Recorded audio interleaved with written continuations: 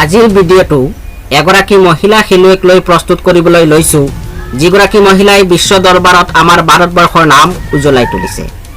এই মহিলাগৰাকীয়ে চলিত টকিঅ' অলিম্পিকত মহিলাৰ ৱেইট লিফটিং বা ভাৰোত্তোলনৰ 49 কিলোগ্ৰাম শাখাত ৰূপৰ পদক জিনি প্ৰথমগৰাকী ভাৰতবৰ্ষৰ পদক বিজেতাৰ সন্মান বুটলি আনিছে। এই মহিলাগৰাকী হৈছে চাইখুম মীৰাবাই চানু। মীৰাবাইলৈ প্ৰথমতে মামল ক্ৰিয়েশ্যনৰ তৰফৰ পৰা আন্তৰিক অভিনন্দন জ্ঞাপন কৰিছোঁ। এতিয়া আমি আহোঁ মীৰাবাই চানু কোন, এই সম্পৰ্কত গুগলত কি তথ্য উপলব্ধ আছে তাৰ বাবে আমি যিকোনো এটা ব্ৰাউজাৰ খুলি লৈ আৰু তাতে গৈ আমি টাইপ কৰিম মীৰাবাই চানু। ইয়াত বহুতো তথ্য আহিছে। আমি প্ৰথমতে ইয়াত ইমেজত গৈ মীৰাবাই চানুৰ ইমেজটো অলপ চাই লওঁ কোনজনী মীৰাবাই চানু হয়। এই সম্পৰ্কত গুগলত কি ফটো আহে এয়া দেখা পালে মীৰাবাই চানু এইগৰাকী হ'ল মীৰাবাই চানু, 26 বছৰীয়া এই মহিলাগৰাকী নাম মীৰাবাই চানু।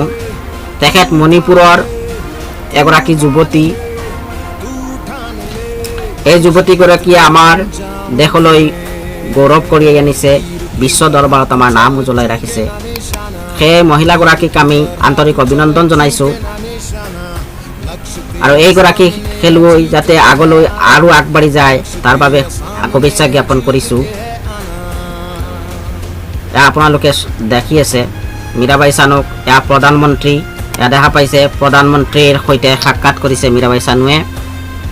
গতিকে মীৰাবাই চানু সম্পৰ্কত আমি এই ফটোখিনি দেখিলোঁ।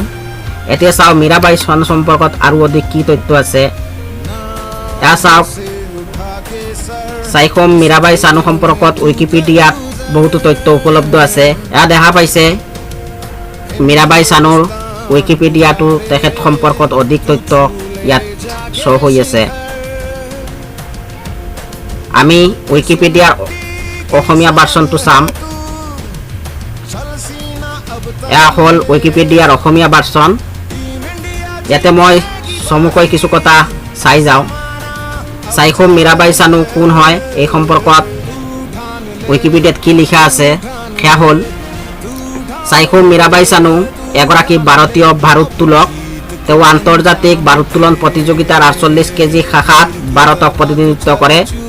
তেওঁ বিশ্ব চেম্পিয়নশ্বিপ আৰু কমনৱেলথ গেমছত কেইবাবাৰো পদক লাভ কৰিছিল। ইয়াত আৰু বহুতো তথ্য আছে।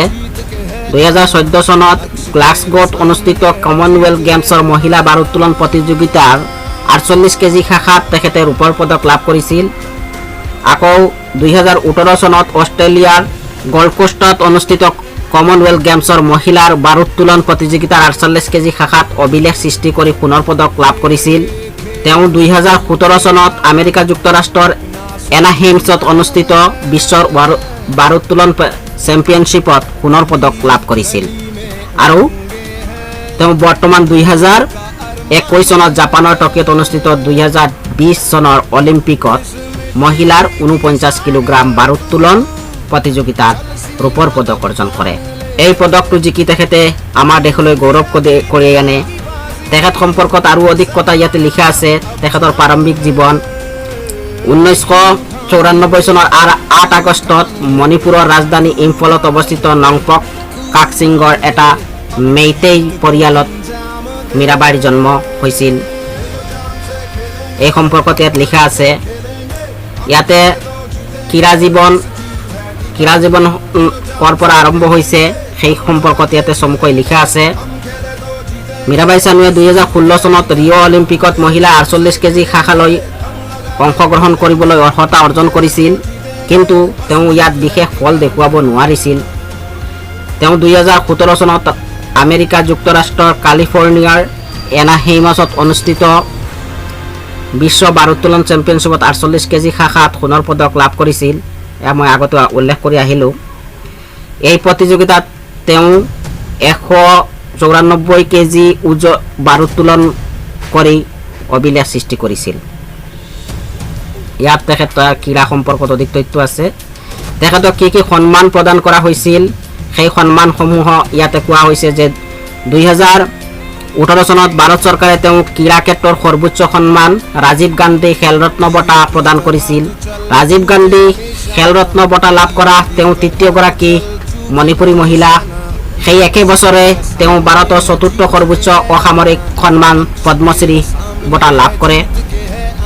ভাৰতৰ ৰাষ্ট্ৰপতি ৰামনাথ কোবিন্দে মীৰাবাই চানুক এই বঁটা প্ৰদান কৰিছিল। তেওঁক মণিপুৰৰ মুখ্যমন্ত্ৰী এন বীৰেন সিঙে 20 লাখ টকাৰে সম্বৰ্ধনা জনাইছিল। এয়া চাওক উইকিপিডিয়াৰ এই শেষত ইয়াতে এখন ফটো সন্নিৱিষ্ট কৰা হৈছে আৰু ইয়াত ৰামনাথ কোবিন্দ ভাৰতৰ ৰাষ্ট্ৰপতি তেখেতে মীৰাবাইক ৰাজীৱ গান্ধী খেল ৰত্ন বঁটা প্ৰদান কৰাৰ এখন ফটো। ইয়াত বহুতো তথ্য আছে মীৰাবাই সম্পৰ্কত, গতিকে ইয়াৰ লিংকটো মোৰ ডেছক্ৰিপশ্যনত পাব। আপোনালোকে ডেছক্ৰিপশ্যনত গৈ সেই লিংকত ক্লিক কৰি এই তথ্যসমূহ আপোনালোকে পাঠ কৰিব পাৰে। এয়া হ'ল আমাৰ উইকিপিডিয়াৰ ইংৰাজী ভাৰ্চন আৰু এই ভাৰ্চনতো মীৰাবাই সম্পৰ্কত অধিক তথ্য ইয়াত উপলব্ধ আছে, আপোনালোকে তাৰ পৰাও চাব পাৰে। এয়া দেখা পাইছে মীৰাবাইৰ সৈতে এই 49 কেজি ৱেইট লিফটিং খেলত প্ৰথম স্থান লাভ কৰিছে চীন দেশৰ এজন খেলুৱৈয়ে, আৰু দ্বিতীয় স্থান লাভ কৰিছে আমাৰ চাইখোম মীৰাবাই চানুৱে, আৰু তৃতীয় স্থান লাভ কৰিছে ইণ্ডোনেছিয়াৰ এগৰাকী খেলুৱৈয়ে।